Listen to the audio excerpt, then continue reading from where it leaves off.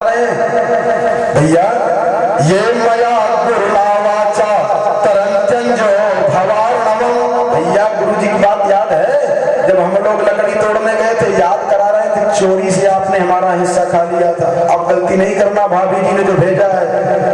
लेकिन कहा मान रहे, कहा भैया जब हम लोग रात में लकड़ी, दिन में लकड़ी तोड़े, आंधी पानी आया तो कहा निम्नम कोलम जलमयम न प्रज्ञायत किंचन। इतना बरसात हो गई कि रास्ता समझ में नहीं आया, हम लोग वहीं पड़े रह गए। तो उदिते रवौ सांदीपनिर गुरु। भगवान कह रहे हैं कि जब दूसरे दिन सूर्योदय हुआ तो अन्वेषण मानो नह शिष्यान आचार्यो पश्चादातुरान। अन्वेषण माने खोज किया हम लोगों की, और आचार्य माने संदीपनी गुरु जी ने। और आकर के जब खोजा, अहो हे पुत्र का यूयम वस्मदर्थे दुखिताः। भैया दोनों सुदामा और कृष्ण कहाँ चले गए हो? और जब दोनों लोग निकले तो कहा धन्य हो आप लोग, इतनी गुरु भक्ति रखते हो, अपने शरीर का भी ध्यान नहीं दिए, पूरी रात बरसात में रह गए। किसी पे प्रसंग सुने थे कि एक बार गुरुजी भेजे अपने शिष्य को कि जाओ आश्रम में जो क्यारी लगी हुई है उसमें पानी निकल रहा है, उसको ठीक करके आओ।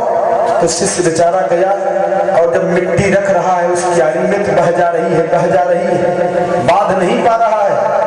ऐसे गुरु भक्त हुए हैं भारतवर्ष में, वो पूरी शरीर से उसी कटान में लेट गया, पूरी रात पानी को रोक के पड़ा रह गया। शुरू में जब सुबह हुआ गुरु जी आए तो कहा बेटा कहाँ चला गया? तो देखे तो वही खेत के मेड़ पे लेटा पड़ा हुआ है, मेड़ का काम कर रहा है, गुरु जी का आदेश हो गया है। एक घटना भगवान बताए अपने मित्र सुदामा को, और कहा मित्र आप बताओ कि आपने अपने अनुरूप विवाह किया, शादी कर लिया? तो सुदामा जी सर नीचे कर लिए, इशारा कर दिए, हाँ शादी हो गई। भगवान मुस्कुरा करके कहे तब भाभी अगर आ गई है तो कुछ न कुछ हमारे लिए भेजा होगा, प्रसाद जरूर भेजा होगा। सुदामा जी अपने मन में सोच रहे हैं कि यहाँ इतना सोने का, हीरे जवाहरात का मणि बना हुआ, इतनी सुंदर सुंदर कृष्ण की पत्नियां हैं, अगर मैला कुचैला कपड़ा में से टूटा चावल दे दूंगी तो हमारे मित्र की बदनामी होगी, सब मजाक करेंगी। भले नरक में जाना पड़े लेकिन मैं पुनः झूठ बोल जाऊंगा, अपने मित्र की मैं बदनामी नहीं होने दूंगा। और भगवान कह रहे हैं देखो मित्र, मेरी आदत है कि पत्रम पुष्पम फलम तोयम यो मे भक्त्या प्रेक्षति तदहम भक्त तहितम अस्नामि प्रयतात्मनः। इस श्लोक को प्रमाण दे रहे हैं कि भगवान प्रेरित करें सुदामा जी को, जो कुछ मिलाए दे दो हमको, और मैं आपका कल्याण करना चाहता हूँ, बहाना मिल जाए बस कन्हैया उसका उद्धार कर देते हैं। लेकिन सुदामा जी उस तंडुल को अपनी कांख में रख लिए और विचार बना लिए कि किसी भी अवस्था में इस चिवड़ा को हमको देना ही नहीं है। जब जान गए तो भगवान कहे अरे भैया सुदामा,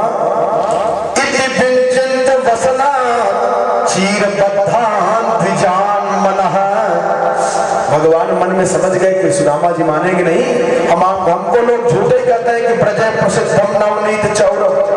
अरे चोरी की बात में हम जो प्रवीणो, वास्तव में चोरी करना तो आप जानते हो, इतना दंड दिया गया लेकिन चोरी आपकी छूट नहीं रही है। और तब भगवान के हाथ को जब खींच ली, भगवान ने सुदामा जी के हाथ को खींचा तो पोटली नीचे गिरी, मैला कुचैला कपड़ा जो टूटा हुआ चिवड़ा है। सुदामा जी ने कभी रोया नहीं, इतनी विपत्ति पड़ी है, लेकिन आज सुदामा जी की आंख में आंसू भर गया जब भगवान उस पोटला को खोलने लगे, और मन ही मन में भगवान को मना रहे कि कन्हैया आज ब्राह्मण की गरीब इज्जत आपके हाथ में चली गई है, अगर आज तो इस चिवड़ा का इनकार कर देगा, नहीं खाएगा, तो संसार के जितने लोग होंगे सब ब्राह्मण से और गरीबों से घृणा करना शुरू कर देंगे। इसलिए भैया जरा इज्जत पे ध्यान देना। मन में मना रहे हैं कि टूटा हुआ चावल है, मैला कुचैला कपड़ा है, जरा सा घृणा अगर आपके अंदर आ गया तो जितनी रानियां पटरानियां, जितने दर्शक लोग हैं सब अपमान तिरस्कार करना शुरू कर देंगे, इसलिए आप कृपा करना। लेकिन जब भगवान खोले, सुखदेव जी कहते हैं कि एक मुट्ठी जब भरा भगवान ने उस चिवड़ा में से, तो उस कपड़े में ही एक पत्र लिख दिया था। संत लोग कहा करते थे, उसी को सुना दे रहे हैं सुशीला जी की आंख की आंसू की स्याही से पत्र लिख करके सुशीला जी ने उस मैले कुचैले कपड़े में पत्र भेज दिया है भगवान द्वारकाधीश के पास। भगवान ने जब मुट्ठी से चावल उठाया तो दिख गया भगवान को। सुशीला जी ने लिखा है उसको केवल भगवान ही पढ़ पाएंगे, क्योंकि भक्त की पुकार है, सब नहीं पढ़ पाएंगे। भगवान मुट्ठी से चावल उठाए, उसमें दिख गया। सुशीला जी लिख रही हैं कि एक मास दुई पाख में दुई एकादशी हो, लेकिन केशव हमरे कुटी में नित्य एकादशी हो। महाराज, संसार में जीव दो एकादशी का व्रत करते हैं, लेकिन मेरा दुर्भाग्य देखिए कि रोज का रोज एकादशी का व्रत करना पड़ रहा है मजबूरी में। भगवान जब उसको देखे, द्वारकाधीश की आंखें छलछला आई, पूरी आंसू भर गए, कितना दुख सह रहे हैं, लेकिन ये लोग आए नहीं।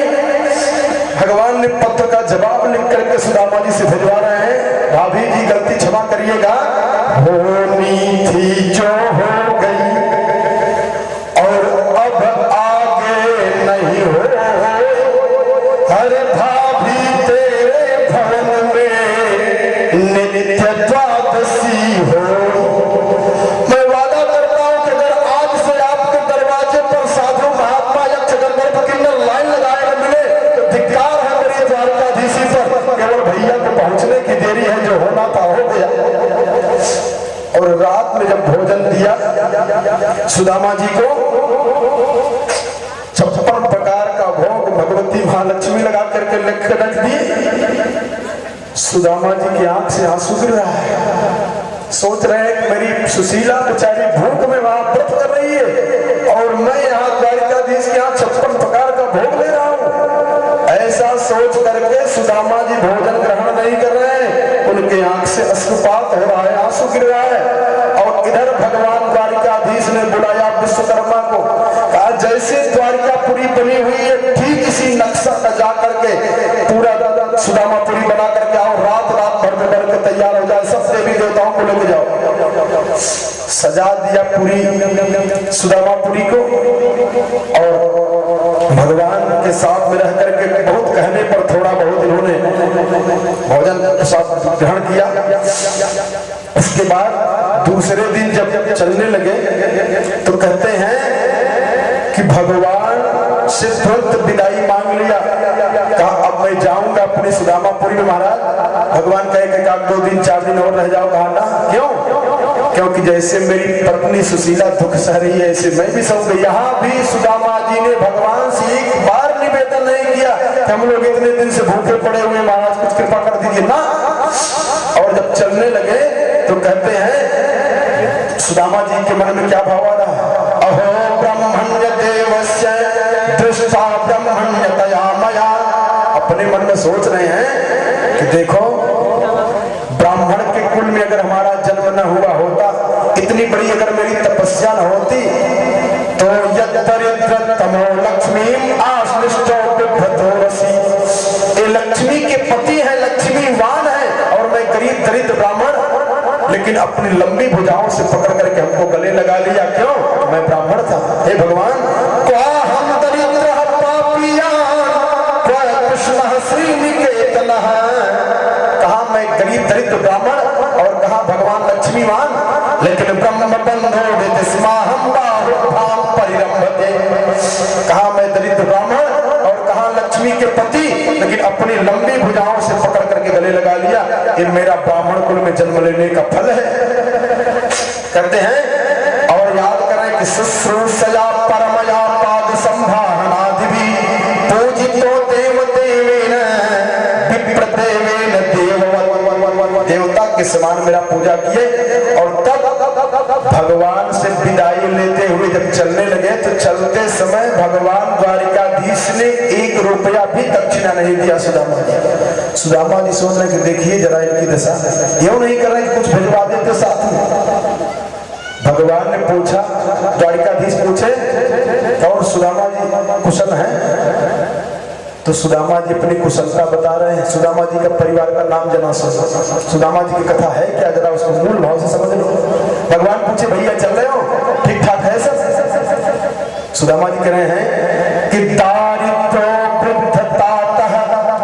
मम गृहे दुर्मतिर्नाम माता पंगु चांधौ श्रवण रहितौ भ्रातरौ शोक मोहौ तृष्ण्याद्भौ भगिन्यौ सुतपति रहिते ते पलाग्ये मदीये चिंता कांता ग्रसति सततम कौशलम किम बदामी।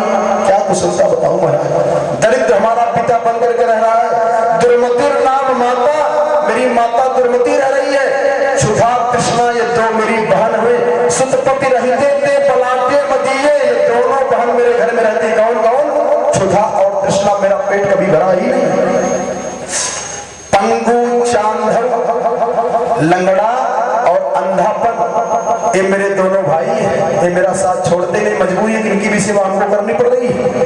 और मेरी पत्नी कौन है? चिंता कांता ग्रसति सततम कौशलम किम बदामी। गदगद हो गए भगवान, कहा अब जाकर के देखना परिवार का स्वरूप मैंने बदल दिया है।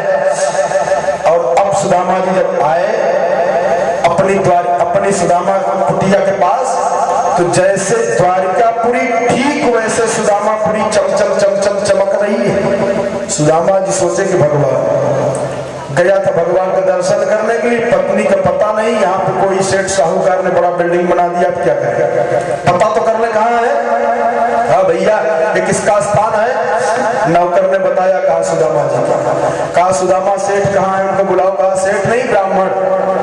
तो कहाँ है सुदामा ब्राह्मण? कहा गए हैं द्वारिकापुरी द्वारिकाधीश से मिलने के लिए। सुदामा जी सोच रहे भगवान की माया है, एक सुदामा मैं हूँ, घूम रहा हूँ फटा पुराना कपड़ा पहन करके, एक सुदामा ये है जिनका गगनचुंबी आसमान तक महल बना हुआ है, नाम दोनों का एक, लेकिन भाग्य का अंतर देखिए। कहा भैया तो यहाँ कोई आलिक मालिक है? कहा हाँ ब्राह्मण देवी जी हैं, उनकी सुदामा जी की पत्नी, कहा उनको जरा बुला के लाओ। गए और जब ही नौकर ने जाकर के बताया कि एक ब्राह्मण आए हुए हैं, फटा पुराना कपड़ा पहने हुए, तिलक लगाए हुए हैं, जान गई सुशीला के हमारे पतिदेव हैं। सुखदेव जी कहते हैं कि पति मागत मां करण्य, कान में सुना, सब काम छोड़ करके सुशीला भागी जोर से। उनके साथ में जो दासियां हैं सोने की हार पहने हुई है, आरती उतारे वो भी भगी चली जा रही है। आई नीचे देखा, कहा पतिव्रता पतिं दृष्ट्वा प्रेमोत्कंठा सुलोचना। सुशीला ने देखा सुदामा जी को वही पुरानी दशा, सुशीला जी की आंख से आंसू गिरना शुरू हो गया। मेरी ताक्षणमद्बुद्धा मनसा परिसस्वजे।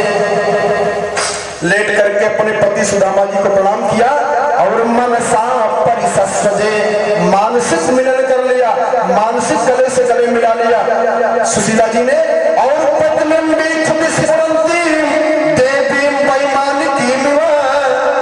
अपनी पत्नी सुशीला को देख करके सुदामा जी पहचान नहीं पा रहे हैं, इतनी सुंदर है, साक्षात लक्ष्मी के समान हो गई है, जिनका जीर्ण शीर्ण शरीर हो गया है, हड्डी हड्डी जिसकी दिखाई दे रही हो उसकी ये दशा हो गई है कि आज सुशीला की ऐसी अवस्था हो गई है कि बिल्कुल साक्षात लक्ष्मी की जैसी रह रही है। तो दासी नाम निश्चित कंठे नाम मध्य भांति सविस्मृता, हजारों दासियां अगल बगल में खड़ी हुई है। और तब सुशीला ने अपने पति सुदामा जी के हाथ को पकड़ा और कहा महाराज आप आइए, पहचान नहीं पा रहे हैं, मैं वही सुशीला हूं। कुछ संत कहते हैं कि जब सुशीला की ऐसी सुंदरता, ऐसी दिव्य आभूषण गहने देखा तो सुदामा जी को मन में कष्ट हो गया। किसका मतलब तपस्या तुम धन के लिए कर रही थी, तो जाओ आज से मैं तुमको भी छोड़ करके मैं जा रहा हूँ। मेरी तपस्या तो केवल कन्हैया को खुश करने के लिए होती है। ऐसा कुछ संत वर्णन करते हैं कि सुदामा जी सुशीला से नाराज होकर के जाने लगे और तब भगवान प्रकट होकर के पुनः भाभी और भैया में मित्रता कराए वहां आकर के।